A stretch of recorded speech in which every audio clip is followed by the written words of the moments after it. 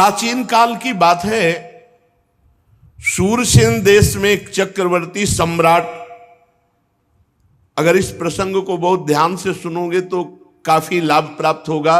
मोह का नाश करने वाला बहुत उत्तम प्रसंग है, अहंकार का दमन करने वाला बहुत उत्तम प्रसंग है, भगवत प्राप्ति के लिए बहुत उत्तम प्रसंग है। प्राचीन काल की बात है, शूरसेन देश में चक्रवर्ती सम्राट महाराज चित्रकेतु राज्य करते थे। वो इतने धर्मात्मा थे कि बिना जोते बोए पृथ्वी अपने आप अन्न देती थी, अपने आप रस देती थी, अपने आप फल देती थी। गेहूं बोने की जरूरत नहीं, अपने आप जैसे जंगली फल फूल होते हैं ऐसे सब अन्न रस फल फूल होते थे। धर्मात्मा राजा की ऐसी राज्य वृत्ति में स्वयं पृथ्वी सब फल फूल अन्न रस देती थी बिना जोते बोए। और उनके 1 करोड़ रानियां थीं। संतान नहीं हो रही थी तो रानियां बढ़ाते चले जा रहे थे, और किसी में भी ऐसी सामर्थ्य नहीं कि संतान उत्पन्न कर दे। इसका आध्यात्मिक भाव समझ लीजिए। चित्त ही चित्रकेतु है और उसकी करोड़ों वृत्तियां ही रानियां हैं, और उसका फल भगवान की प्राप्ति है। अगर वृत्ति भगवान में नहीं लगी तो व्यर्थ ही है।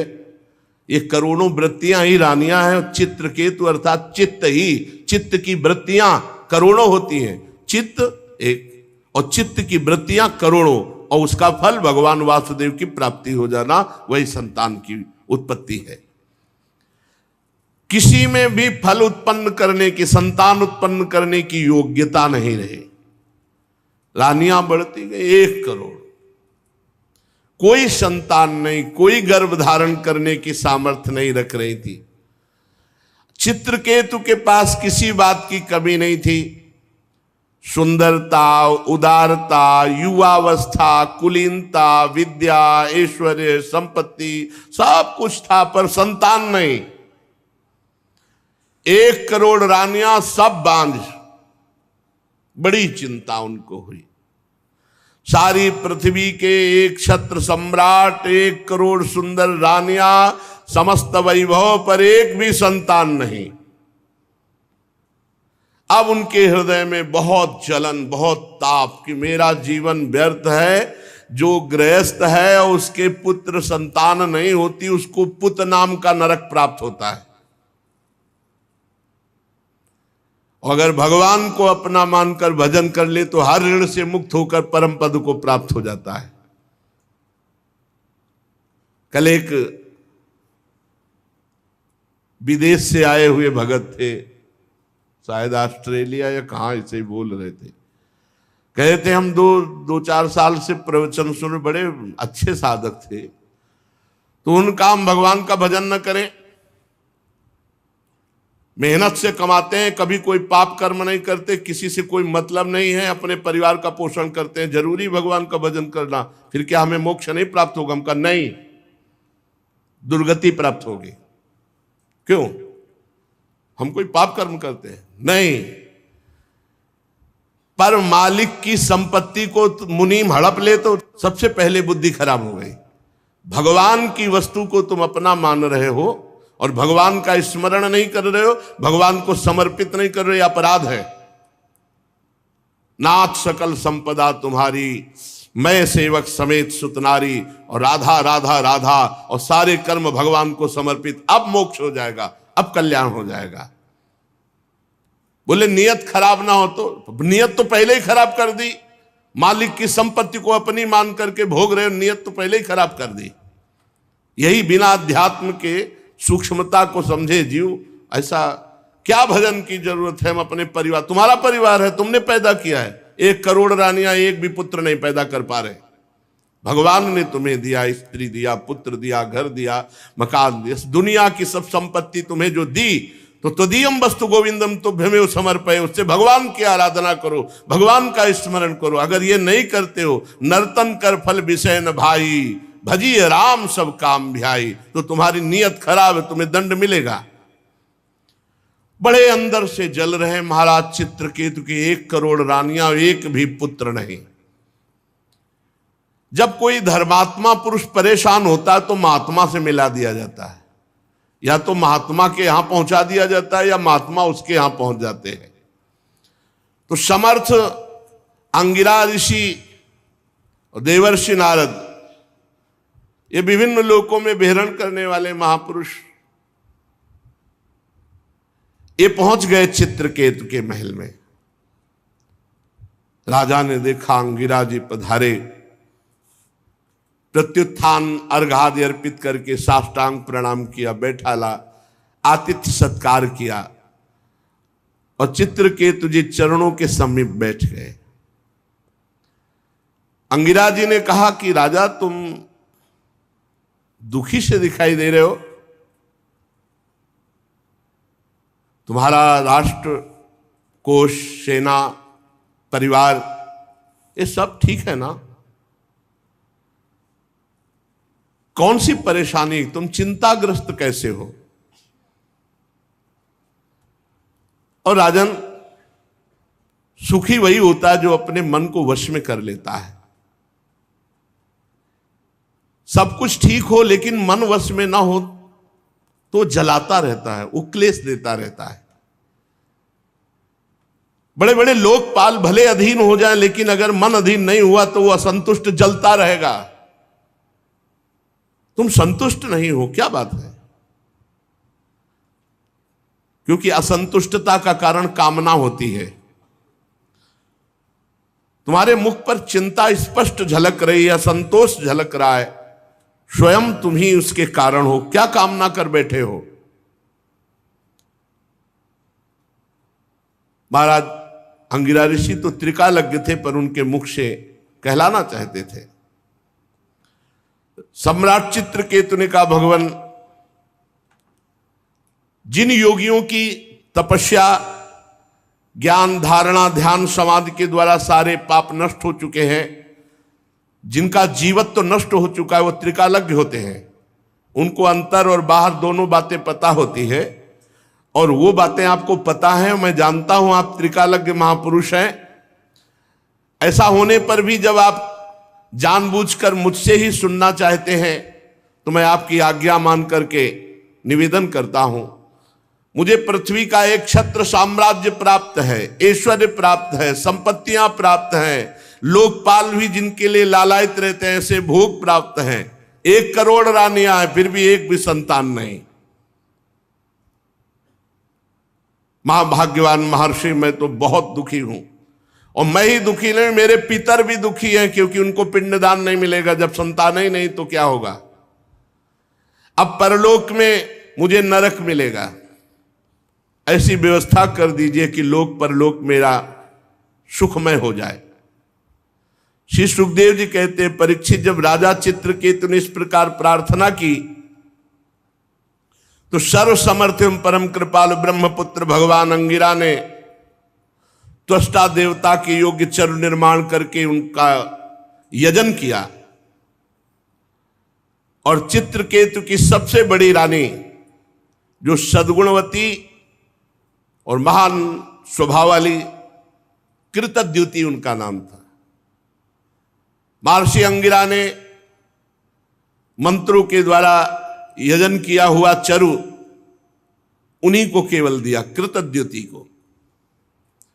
राजा चित्रकेतु से कहा, तुम्हारी पत्नी के गर्भ से एक पुत्र होगा जो तुम्हें हर्ष और शोक दोनों प्रदान करेगा। और ऐसा कहकर अंतर्ध्यान हो गए। चित्रकेतु को एक बात केवल सुनाई दी, तुम्हारे पुत्र होगा।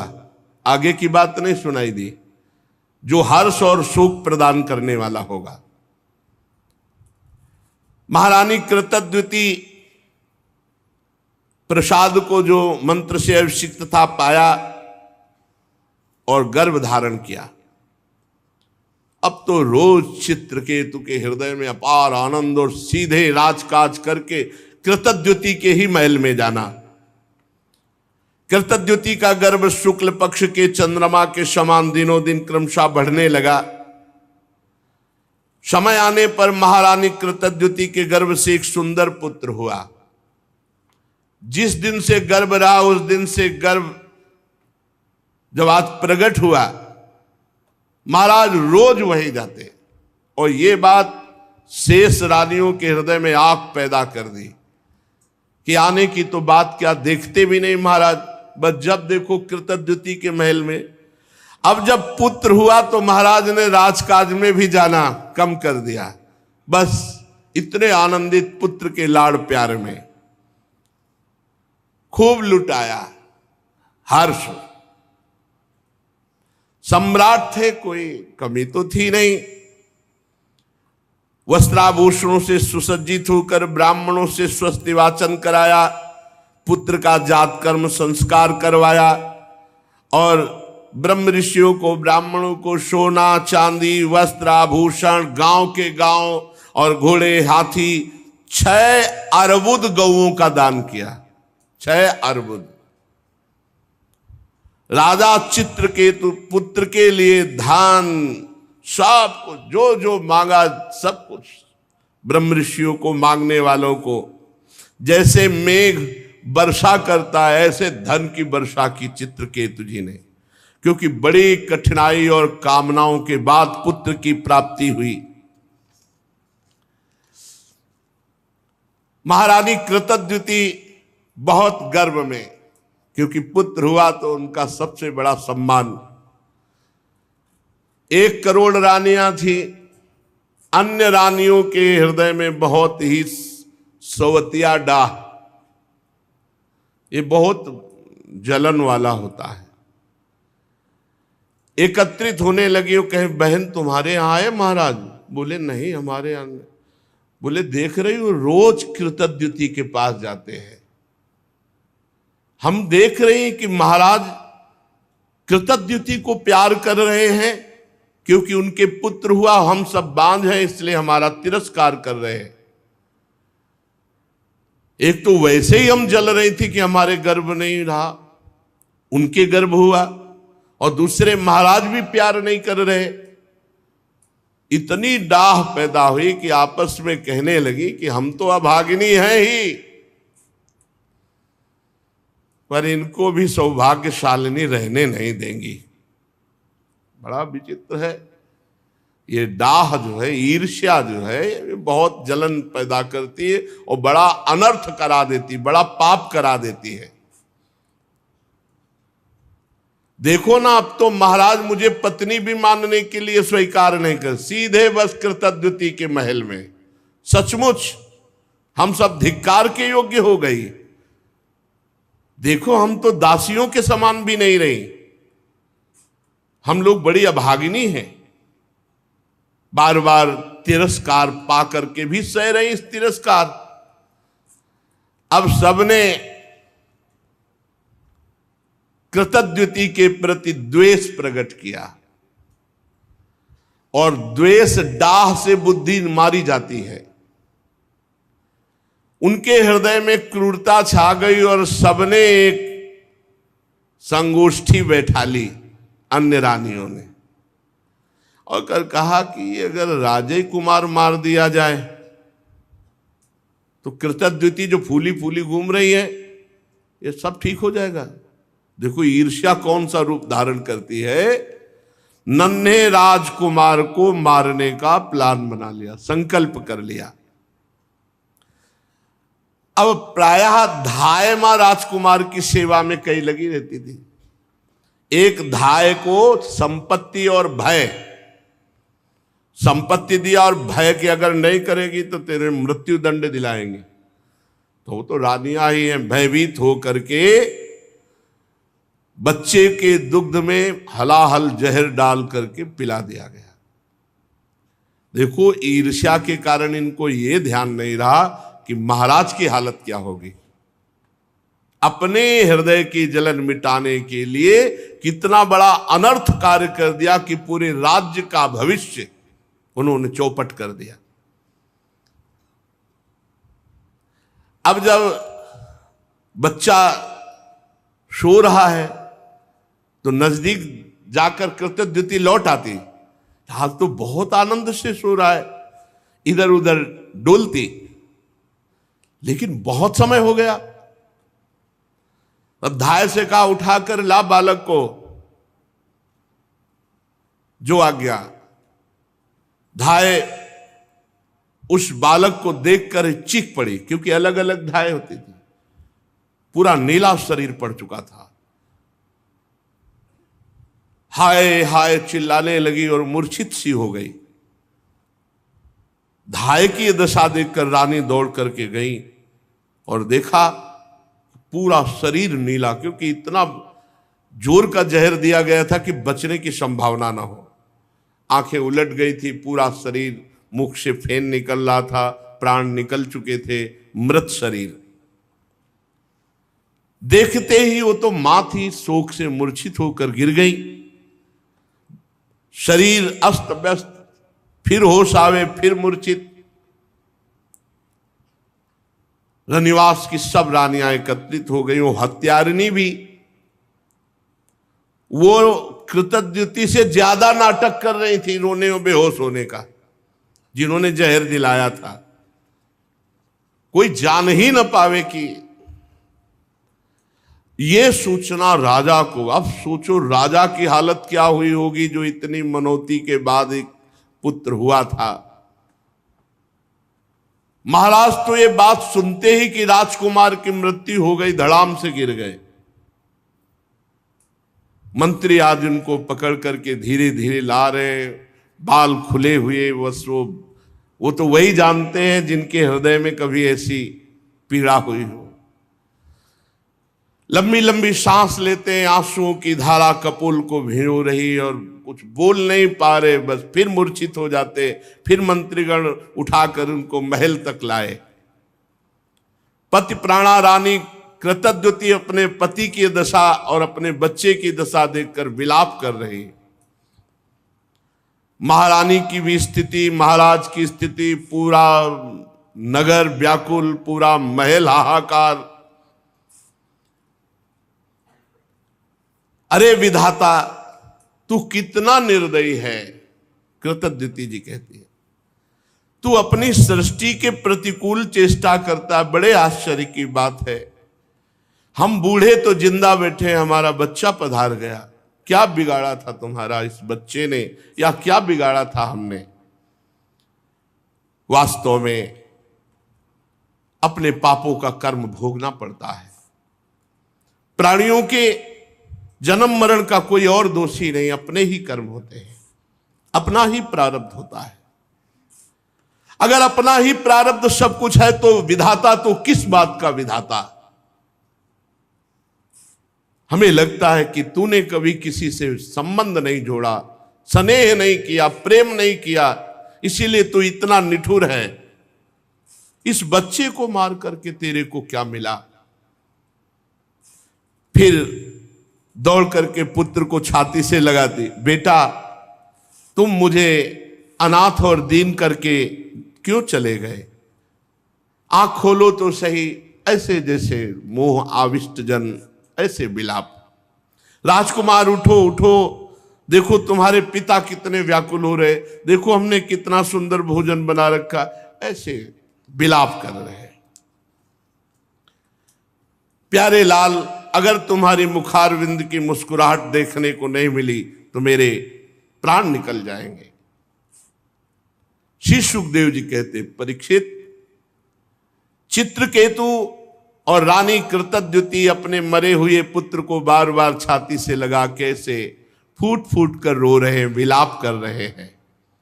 सारा नगर शोक में डूब गया कि अरे भविष्य में होने वाले राजकुमार राजा होते और उनको विष दे दिया गया, ऐसा। अब कोई वहां समझाने वाला तो है नहीं। फिर वही दोनों महापुरुष आ गए, महर्षि अंगिरा और देव ऋषि नारद जी। इसी असर जब कोलाहल मचा हुआ है महान दुख का, राजा चित्रकेतु तो मृत प्राय होकर पुत्र के पैरों के पास पड़े हैं। अंगिरा और देवर्षि नारद जी गए और कहा, राजेंद्र उठो उठो, वो महाराज के जो देखा जिन्होंने पुत्र दिया था वही महाराज आए, चरणों महाराज महाराज। तो उन्होंने कहा राजन सावधान सावधान, तुम जिसके लिए इतना शोक कर रहे हो बालक पहले तुम्हारे पूर्व के जन्म में कौन था जानते हो? तुम उसके कौन थे जानते हो? अगले जन्म में वो तुम्हारा क्या बनेगा, तुम उसके कौन बनोगे जानते हो? अरे राजन, जैसे हवा के प्रवाह से बालू कण मिल जाते हैं फिर अलग हो जाते हैं, ऐसे ये ना यहाँ कोई किसी की पत्नी ना यहाँ कोई किसी का पुत्र है, कर्मानुसार कुछ समय के लिए आया फिर चला जाएगा। जैसे कुछ बीजों से दूसरे बीज उत्पन्न होते और नष्ट हो जाते हैं, ऐसे भगवान की माया की प्रेरणा से कुछ उत्पन्न होते हैं, कुछ नष्ट होते रहते हैं। ये चक्र चलता रहता है। सत्य वस्तु परमात्मा है। सत्य वस्तु ये पुत्र पत्नी ये व्यवहार नहीं है, इनमें विराजमान परमात्मा है। भगवान सबके अधिपति हैं। जन्म मृत्यु आदि विकार शरीर के होना है, निश्चित होना है, सबके होंगे, हम तुम भी जाएंगे। और उस परमात्मा का कभी नाश नहीं होता, अविनाशी का। राजन, जैसे बच्चे घर घरौंदे बनाते हैं, खेल खिलौने बनाते हैं, खेलते हैं, बिगाड़ देते हैं, ऐसे ये संसार का खेल है। वो भगवान इसको अपने आप में रचता है, अपने आप से खेलता है, अपने आप का विनाश करता है। तुम क्यों इतना विकल हो रहे हो? पिता की देह द्वारा माता की देह से पुत्र की देह की उत्पत्ति होती है। पिता माता और पुत्र इन तीनों में परमात्मा विराजमान है, कोई नहीं जान पाता। बाहरी दृष्टि से अपने संबंधों को मान लेते और जब समय आता है बिछुड़ते तो हाय हाय करते हैं। ये सब अविद्या कल्पित, माया कल्पित है। जब महर्षि अंगिरा और देवर्षि नारद जी चित्र के उसको समझा बुझा रहे थे तब उन्होंने मुख धोया और धैर्य धारण करके कहा कि ज्ञानवान महान, आप इस समय मेरी बुद्धि काम नहीं कर रही। आप अवधूत वेश में हम पर कृपा करने भगवान ही आए हैं। मैं जानता हूं भगवान के प्यारे ब्रह्मवेत्ता जब हम जैसे कोई धर्मात्मा दुखी होते तो अपने आप आकर कृपा करते हैं। सनत कुमार, नारद, ऋभु, अंगिरा, देवल, असित, अपांतरतम, भगवान व्यासदेव, मार्कंडे, गौतम, वशिष्ठ, भगवान परशुराम, कपिल देव, शुकदेव, दुर्वासा, याज्ञवल्की, जातुकर्ण, आरुणि, रोमस, च्यवन, दत्ताते, आसुरी, पतंजलि, वेदशिरा, बोध्यमुनि, पंचशिरा, हिरण्यनाभ, कौशल्य, श्रुतदेव, ऋतध्वज, ये सिद्धेश्वर भूमंडल में घूमते ही रहते हैं। जब किसी धर्मात्मा पुरुष को कोई विपत्ति आती है तो किसी न किसी रूप में बदल कर आते हैं और उसका सहयोग करते हैं, ज्ञान उपदेश करते हैं। हमें लगता है आप लोग हमें ज्ञान उपदेश करने के लिए आए हो। तो महर्षि अंगिरा ने कहा राजन जरा नेत्र खोल करके देखो, मैं अंगिरा ऋषि देवर्षि नारद है। जब तुम पुत्र प्राप्ति के लिए विकल होकर बोले थे, हम ही ने तुम्हें पुत्र प्राप्ति का वरदान दिया था और कहा था तुम्हें हर्ष और शोक होगा। ये तुम्हारे सामने खड़े भगवान के स्वरूप देवर्षि नारद हैं। जब हम लोगों ने देखा कि तुम्हारा जैसा धर्मात्मा राजा पुत्र शोक से अज्ञान अंधकार में डूब रहा है तो सोचा चलो धर्मात्मा को शोक में डूबने का अवसर नहीं दिया जाता। तुम्हारे ऊपर अनुग्रह करने के लिए, कृपा करने के लिए भगवान ने हम दोनों को भेजा है। सच्ची बात तो यह है कि जो धर्म का पालन करता है वो शोक करने योग्य नहीं होता। वैसे तो मैं तुम्हें जब पहली बार ही आया था तो तुम्हें ब्रह्म ज्ञान का उपदेश देने के लिए आया था, लेकिन देखा कि तुम पुत्र कामना से युक्त हो तो पहले तुम्हारी ये कामना नष्ट हो तब तुम्हें ज्ञान की प्राप्ति होगी। इसीलिए मैंने तुम्हें ज्ञान न देकर पुत्र दिया। अब तुम स्वयं अनुभव करो क्या सत्य है, पुत्रवान को कितना दुख होता है। यही बात स्त्री, घर, धन, विविध प्रकार के ईश्वर संपत्तियां जिसमें हम अपनापन कर लेते हैं वो परिणाम में दुख ही देता है, क्योंकि संसार दुखालयम अशाश्वतम। राजन, ये शोक मोह भय दुख का कारण है भगवान से विमुख होना। ये मन के खेल खिलौने हैं, ये माया का जादू है। इसलिए सृष्टि के राग में न फंस करके जो भगवान का भजन करता है वही शोक रहित होता है। तुम परमात्मा में स्थित हो। देवर्षि नारद जी ने कहा, राजन मैं तुम्हें एक मंत्र देता हूं, इस मंत्र का जाप करो, 7 दिन में भगवान शंकरषण शेष जी का तुम्हें दर्शन हो जाएगा।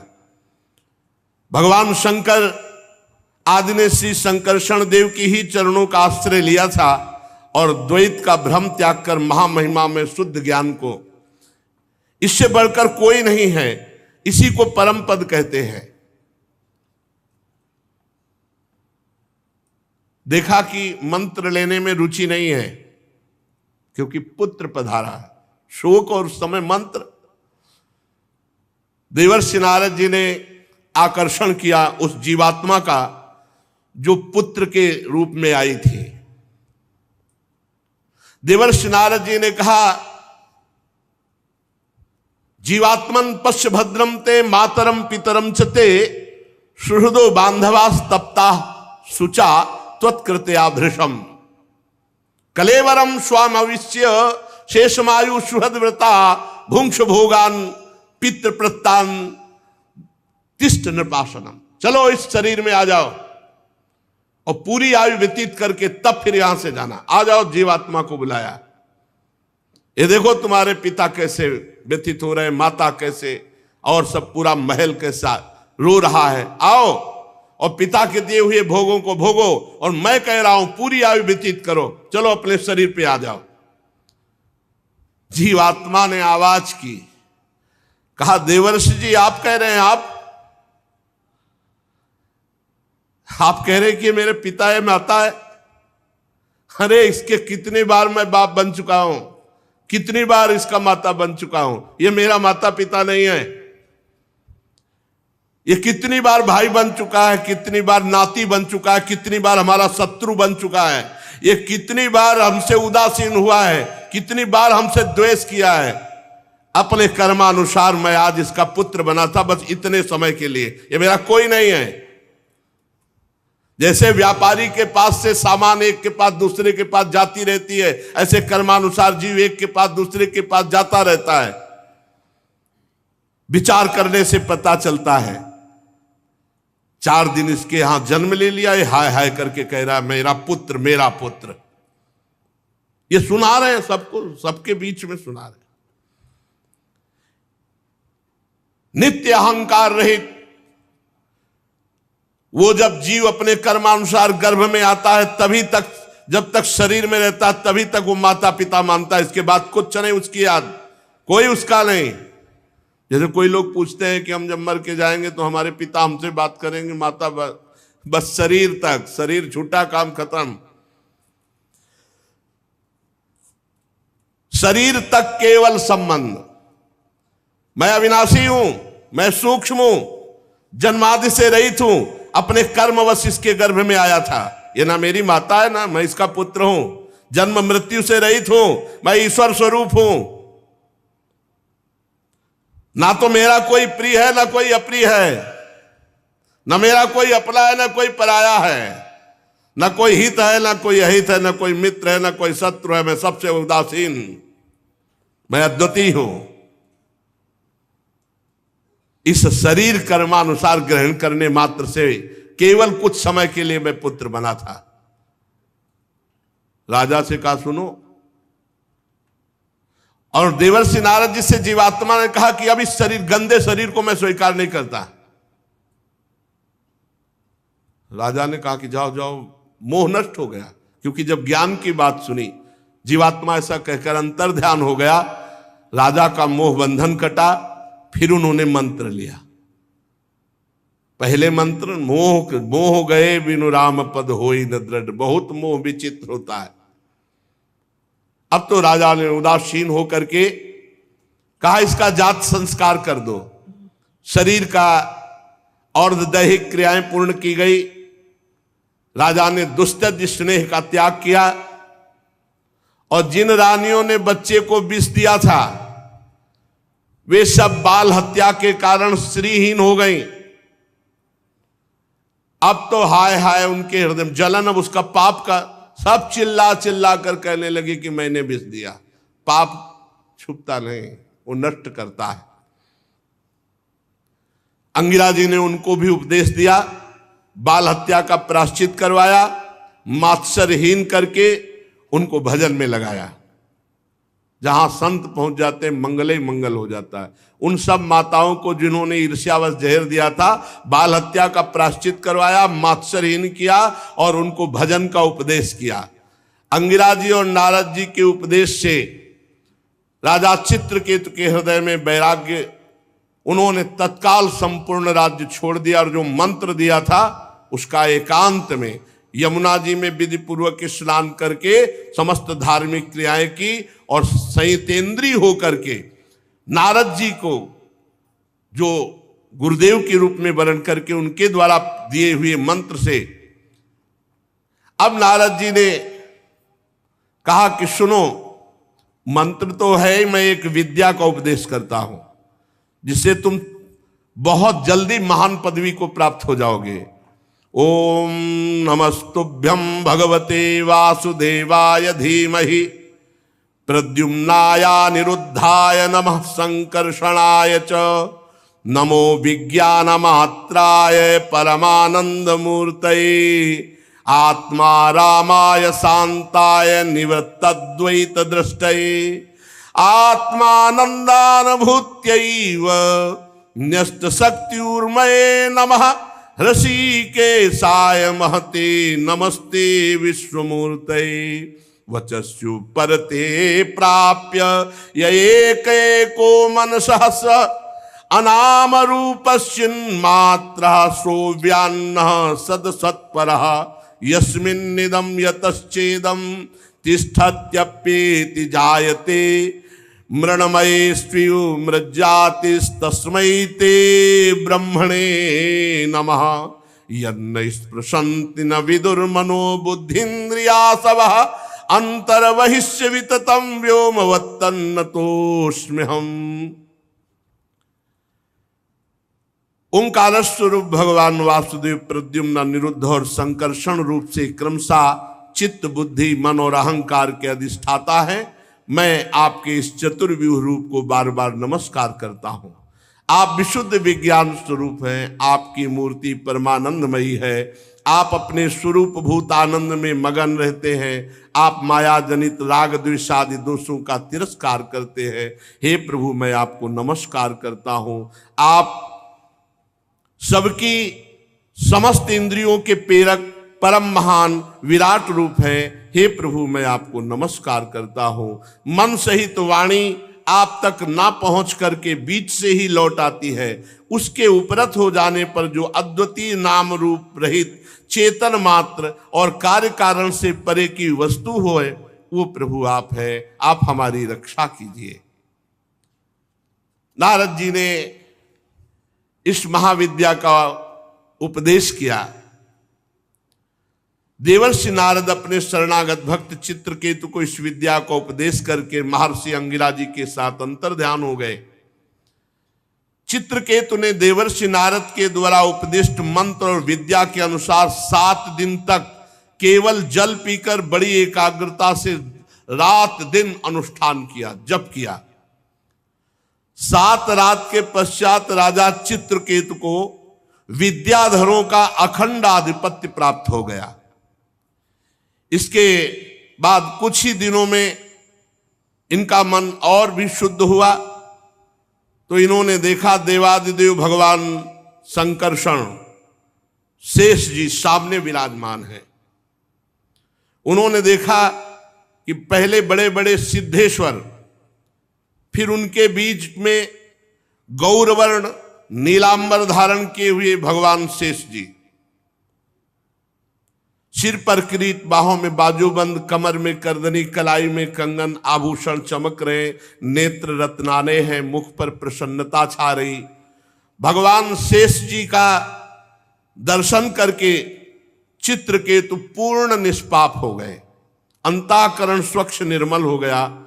हृदय में ऐसा आनंद आया कि शेष भगवान के दर्शन से अश्रु प्रवाह होने लगा। रोम रोम आनंद से खिल उठा। आदि पुरुष भगवान शेष जी के चरणों में बार बार नमस्कार। आंखों से आंसू टपक रहे, बार बार भगवान के चरणों में प्रणाम कर रहे हैं। प्रेमोद्वेग से एक अक्षर भी नहीं निकला। बहुत देर तक वो रुदन करते रहे। भगवान शेष जी की कुछ भी स्तुति न कर पाए। थोड़ी देर बाद भगवान की कृपा शक्ति से उनमें कुछ बल आया। तब अपनी विवेक बुद्धि से मन और इंद्रियों को समाहित करके भगवान के द्वारा प्रेरित भगवान की स्तुति करने लगे चित्रकेतु जी। चित्रकेतु जी ने कहा, हे अजित, जितेंद्रिय एवं समदर्शी साधुओं ने आपको जीत लिया है।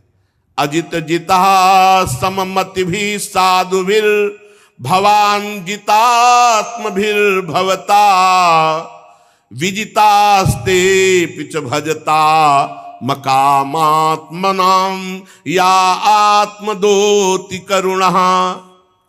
जिन्होंने अपनी इंद्रियों पर विजय प्राप्त कर लिया है, जो सब में भगवान का दर्शन करते हैं, ऐसे संतों ने हे अजित आपको जीत लिया है। आपने अपने सौंदर्य माधुर्य कारुण्य आदि गुणों से अपने भक्तों को वश में कर लिया है। अहो आप धन्य हैं। जो पुरुष निष्काम भाव से आपका नाम जप करते हैं, आप करुणा परवश होकर अपने आप को उन भक्तों को दे डालते हैं। हे भगवान, जगत की उत्पत्ति स्थिति प्रलय आपके एक लीला विलास है। विश्व निर्माता ब्रह्मादि आपके अंश के भी अंश हैं। फिर भी वे पृथक पृथक अपने को जगत कर्ता मानकर स्पर्धा करते हैं। नन्हे से नन्हे परमाणु से लेकर बड़े से बड़े महातत्व पर्यंत संपूर्ण वस्तुओं के आदि अंत और मध्य में केवल आप ही विराजमान हो। छोटे से छोटे परमाणु में भी आप विराजमान हैं। अणुअणियान महतो महियान। प्रभु, कोई भी वस्तु ऐसी नहीं जिसमें आप न विराजमान हो। भाई यही बात समझ में आ गई तो सर्वत्र भगवान का साक्षात्कार। जो नर पशु केवल विषय भोगों में लगे हुए हैं, आपका भजन नहीं करते हैं, उनको नरक की प्राप्ति होती है। आप कह दो कि हम कुछ पाप नहीं, रह ही नहीं सकते बिना पाप किए। अगर भगवान का भजन नहीं तो बुद्धि शुद्ध नहीं तो पापाचरण तो होगी। और सबसे पहली बात, आप भेजे ही गए हो भजन करने के लिए मानव देह में। यदि सत्कर्म नहीं किया, भजन नहीं किया तो अपराध है दंडनीय। ये भागवती का अपराध है। राजकुल का नाश होने के बाद जैसे उसके अनुयायियों की जीविका चली जाती है, ऐसे ही जो देवताओं की आराधना करते हैं, तो जब सृष्टि में उनका नाश होता है तो उनके आराधकों का भी नाश हो जाता है। हे परमात्मन, आप ज्ञान स्वरूप हैं। जो सकाम भावना से युक्त होकर के अन्य अन्य उपासना में लगे हैं, आपका भजन नहीं करते, वो जन्म मृत्यु के बंधन से कभी मुक्त नहीं हो सकते। जीव को सुख दुख की प्राप्ति कराने वाली ये कामनाएं ही हैं, ये द्वंद्व हैं। इसलिए हे अजित, विशुद्ध भागवत धर्म का जिसने आश्रय ले लिया, जो निरंतर भजन करता है, जिसके आप ही हो संग्रह परिग्रह अकिंचन है, जो आप में ही अपनी अहमता ममता समर्पित कर दिया है, वो इस आवागमन से मुक्त हो जाता है। अन्य कोई उपाय नहीं। जो भागवत धर्म का पालन करता है, जिसका सब कुछ भगवान ही है, जो रात दिन भजन करता है, वही इस आवागमन से मुक्त होता है। भगवान, आपके दर्शन मात्र से मेरा अंतःकरण का सारा मल धुल गया। आपके अनन्य प्रेमी भक्त देवर्षि नारद जी ने मुझे जो जो कहा था वो सब ठीक वैसा ही मिला। हे अनंत, आप संपूर्ण जगत की आत्मा हैं। अतएव संसार में जितने प्राणी हैं उन सबका बल आप हैं। चाहे जुगनू हो चाहे सूर्य, जुगनू से लेकर सूर्य तक आपसे ही प्रकाशित है। अर्थात छोटे बल से लेकर बड़े बल तक आपके ही बल के द्वारा सब बलवान है, पर कोई ये जान नहीं पाता। प्रभु आपकी चेष्टा से ही ब्रह्मांड में चेष्टा प्रकट होती है, बड़े बड़े लोकपालों में चेष्टा होती है और छोटे छोटे जीवों में भी चेष्टा होती है, आपके ही बल से। हे शास्त्र शीर्षा शेष भगवान, आपको नमस्कार है। मंत्र के प्रभाव से चित्रकेतु को विद्याधरों का अधिपति पद प्राप्त हुआ और भगवान शेष जी के दर्शन हुए। भगवान शेष जी ने कहा, चित्रकेतु, ये जो बहुत जल्दी तुम्हें हमारा साक्षात्कार हुआ ना, ये देवर्षि नारद और महर्षि अंगिरा की कृपा से। ये भगवत प्रेमी महात्मा चाहे तो जो जन्म जन्म में प्राप्त होना है वो दिनों में प्राप्त हो जाए। ये जो विद्या का उपदेश देवर्षि नारद ने किया, उसी के प्रताप से मैंने तुम्हें दर्शन दिया। मेरे दर्शन तुम्हें प्राप्त हुए, अब तुम सिद्ध हो चुके। मैं समस्त प्राणियों का आत्मा हूं, मैं पालन करता हूं, मैं ही शब्द ब्रह्म वेद हूं, मैं ही पर ब्रह्म की अनुभूति हूं। जैसे स्वप्न में सोया हुआ पुरुष स्वप्नांतर होने पर संपूर्ण जगत को अपने में ही देखता है, स्वप्नांतर टूट जाने पर स्वप्न में ही जागता है, ऐसे ये जागृत की स्वप्नमयी अवस्थाएं हैं, ये मायामयी है और इनसे मैं अतीत परमात्मा हूं। सांसारिक सुख के लिए जो चेष्टाएं की जाती हैं उनमें श्रम है, क्लेश है, परंतु जो सत्य सुख के उद्देश्य से की जाती है वो परम सुख प्रदान करने वाली है। नाम जप करते हुए सांसारिक चेष्टाएं करो, सुख मिलेगा। नाम भूल करके सांसारिक चेष्टाएं करोगे, यही फंसा के दुख के जाल में डाल देंगी। जो मनुष्य अपने को बहुत बुद्धिमान समझता है और मेरा भजन नहीं करता, कर्म के पचड़ों में फंसा रहता है, उसे विपरीत फल मिलता है। समझ लेना चाहिए, ये समझ लेना चाहिए, भजन करना अति अनिवार्य है। भजन नहीं करोगे तो दुख मिलेगा, दंड मिलेगा। इसलिए लोक में देखे हुए, परलोक में सुने हुए भोगों की चक्कर में ना पड़कर उनसे अपना पिंड छुड़ाकर मेरा नाम जप करे, मेरा भजन करते हुए अपने कर्तव्य कर्म को करे। योग मार्ग में तत्व को समझने वाला वही निपुण है जो ये बात समझ ले, जीव का सबसे बड़ा कर्तव्य, सबसे बड़ा स्वार्थ, सबसे बड़ा परमार्थ है कि वो मेरा साक्षात्कार कर ले। जाओ, आज से तुम सिद्ध हो गए। भगवान ने प्रमाण दे दिया और भगवान शेष जी अंतर ध्यान हो गए। अब विद्याधर चित्रकेतु जिस दिशा में भगवान संकर्षण अंतर ध्यान हुए थे, उसी ओर बार बार दंडवत, बार बार नमस्कार। अब तो महायोगी हो गया चित्रकेतु, विद्याधरों का अधिपति और भगवान संकर्षण का कृपा पात्र। करोड़ों वर्षों तक सब प्रकार के संकल्पों को पूर्ण करने वाली सुमेर पर्वत की घाटियों में आनंद अब सिद्ध हो गया। बस यही त्रुटि है, सिद्ध होने के बाद भी खूब भजन में लगना चाहिए। इसीलिए जो सावधान पुरुष हैं, जैसे पकड़े हुए मृग पर कभी विश्वास नहीं, ऐसे मन पर कभी विश्वास नहीं। सुमेरु पर्वत की दिव्य घाटियों में विहार, शरीर का बल और इंद्रियों का बल छोड़, क्योंकि सिद्ध। अब बड़े बड़े जन इनकी स्तुति करते, उनकी प्रेरणा से विद्याधरों की स्त्रियां उनके पास जाती। बहुत सावधानी की जरूरत है, बहुत सावधानी की। पूरे जीवन आजीवन भजन परायण। अब एक दिन की बात है कि चित्रकेतु तेजोमय दिव्य विमान पर, जो उनको प्राप्त हुआ था विद्याधरों के अधिपति पद पर, तो निकले विमान पर चढ़े चढ़े तो देखा कुछ ऋषि जो है बैठे हो, भगवान शंकर उपदेश कर रहे हैं, तो विमान पर चढ़े चढ़े गए। अरे थोड़ा तो बुद्धि ठिकाने रहनी चाहिए, ये अहंकार आ गया। देखो भगवत साक्षात्कार के बाद भी अगर भजन में त्रुटि हो गई तो किसी और की माया नहीं, उन्हीं की माया है, उतने पे भी भ्रम पैदा कर देगी। ये भी बात समझ लो। इसीलिए जो सिद्ध महापुरुष होते हैं रात दिन भजन में लगे रहते हैं, भजन से नहीं हटते। ये नहीं कि सिद्ध हो गए तो अब चलो सुमेर की घाटियों पर विहार करते हैं। देख लो उद्दंडता नहीं गई महाराज चित्रकेतु की, बहुत जल्दी सिद्ध हो गए। 7 दिन में तो अधिपति पद प्राप्त हो गया, क्योंकि ऋषि कृपा हो गई। सत्संग बराबर मिलना चाहिए, भजन बराबर होना चाहिए। न सिद्धों की भी बुद्धि में फर्क डाल देती माया।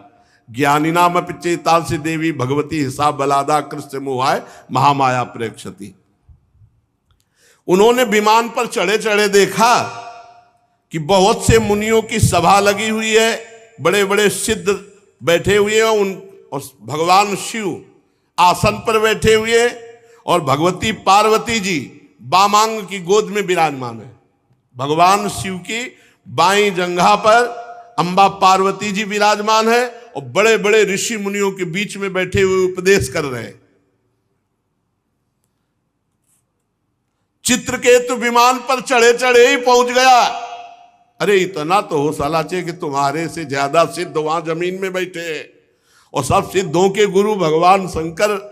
तो ये विमान ही पे चढ़ा गया नीचे। विमान को ऐसे नीचे मतलब जमीन में नहीं उतारा, ऐसे बीच इच्छाधारी विमान होते, जो आप इच्छा करो वैसे विमान। तो ऐसे भगवान शंकर के समकक्ष विमान लेके गया। बड़ा भारी अपराध है, बड़ा भारी अपराध।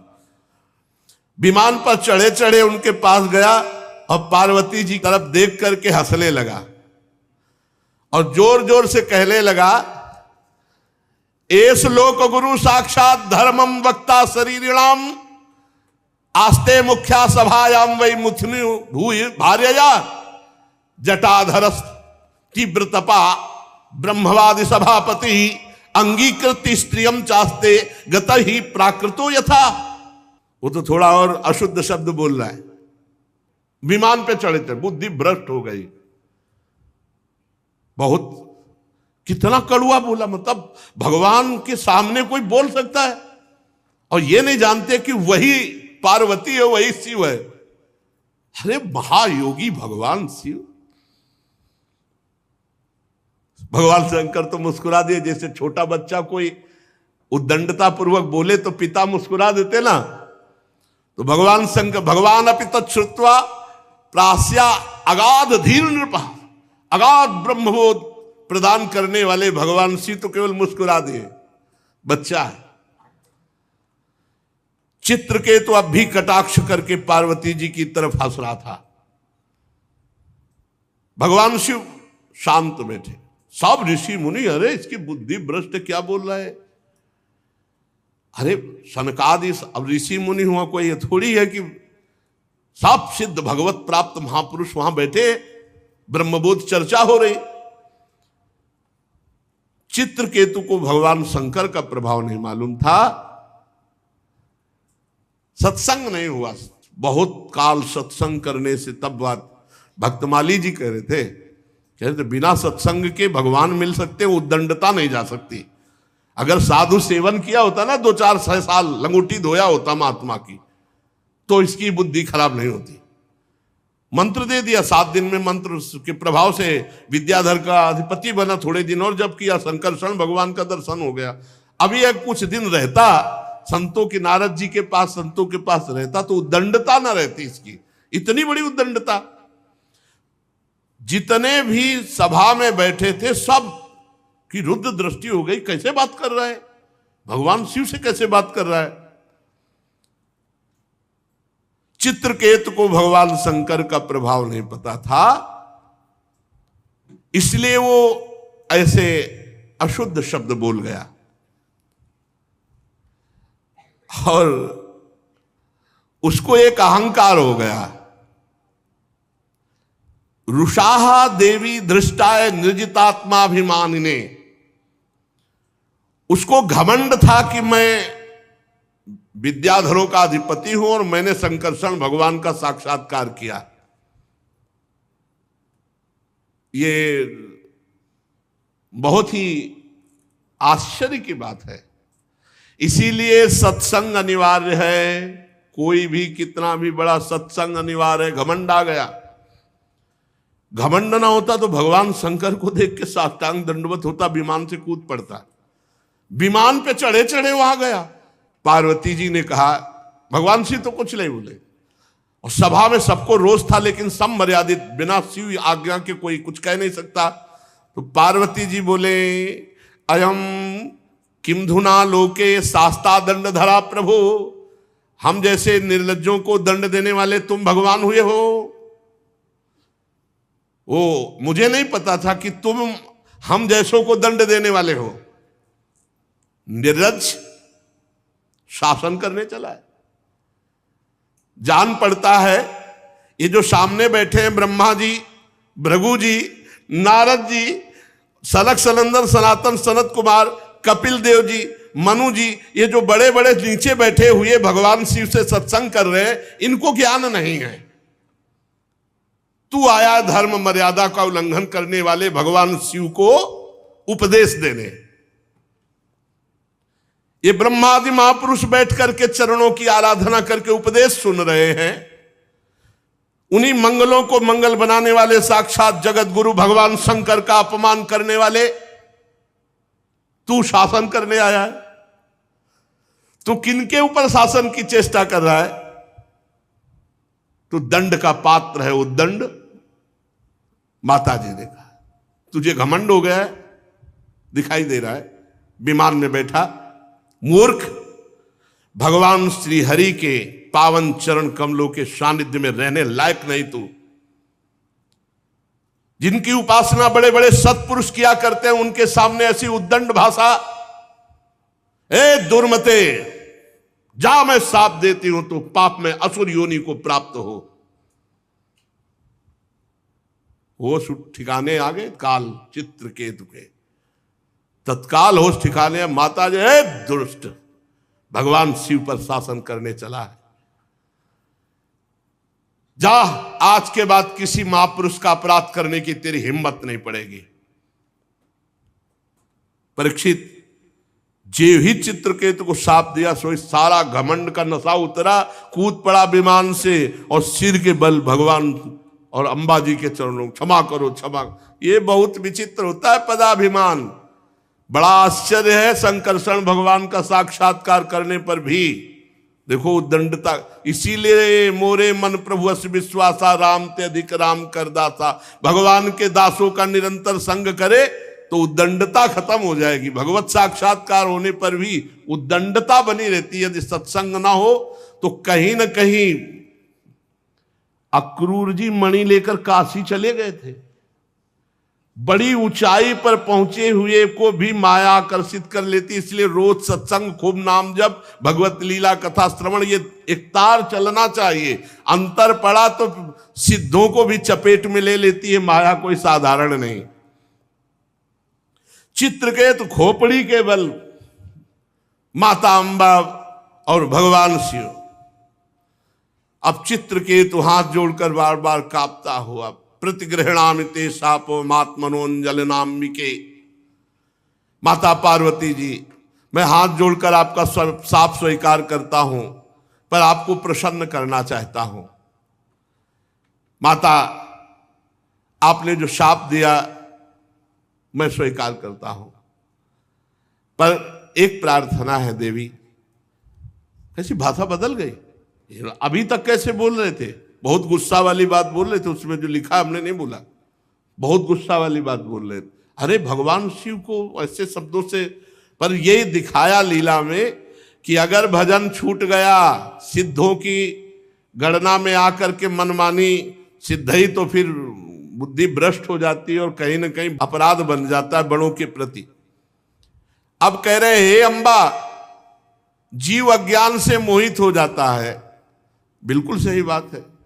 संसार चक्र में अपने अज्ञान के कारण भटकता है, सदा सर्वदा सर्वत्र सुख दुख भोगता रहता। माता जी, अब हे देवी, हे माता जी, हे, अब भाषा बदल गई। माता जी, सुख दुख को देने वाला ना तो अपना आत्मा है और ना कोई दूसरा है, वही अज्ञान ही है। अपने अथवा दूसरे को सुख दुख का जो कर्ता मानता है वो अज्ञानी है, क्योंकि अज्ञान ही मूल इसका है। माता जी, ये जगत सतोगुण रजोगुण तमोगुण के स्वाभाविक प्रवाह में है। इसमें क्या श्राप, क्या अनुग्रह, क्या स्वर्ग, क्या नर्क, क्या सुख, क्या दुख, ये सब अज्ञान के खेल के कारण भोगना पड़ता है। ये माया ही बंधन मोक्ष और सुख दुख की रचना करती रहती है। माता जी भगवान श्री हरि सब में सम मायादि मल से रहित है। उनका कोई प्रिय अप्रिय, कोई अपना पराया नहीं है। तथापि उनकी माया शक्ति से ऐसे कार्य बन जाते हैं जिनके कारण दुख भोगना पड़ता है।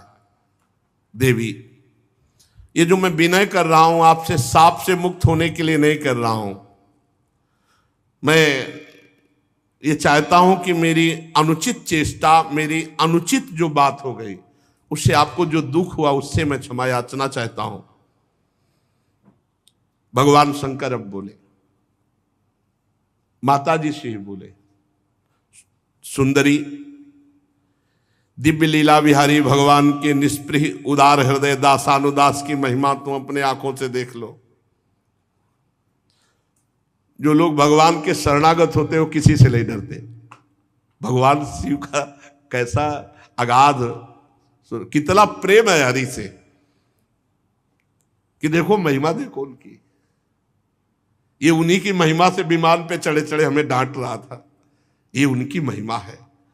सुंदरी, दिव्य लीला विहारी भगवान के निष्प्रिय और उदार हृदय दासानुदासों की महिमा तुमने अपनी आंखों से देख ली। ये भगवान की महिमा, श्री हरि की महिमा। इसमें भगवान शिव गुस्सा नहीं हो रहे, वो महिमा देख रहे श्री हरि की। जो लोग भगवान के शरणागत होते हैं देवी, वो किसी से नहीं डरते, क्योंकि उन्हें स्वर्ग मोक्ष नरक इन सब में एक भगवान की ही कृपा दिखाई देती है। उनको कोई डर नहीं है।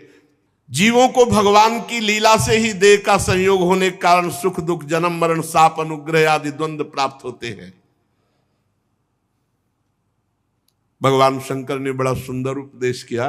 जल्दीबाजी में उसका स्वाद नहीं ले पाएंगे, तो फिर शेष चर्चा आगे।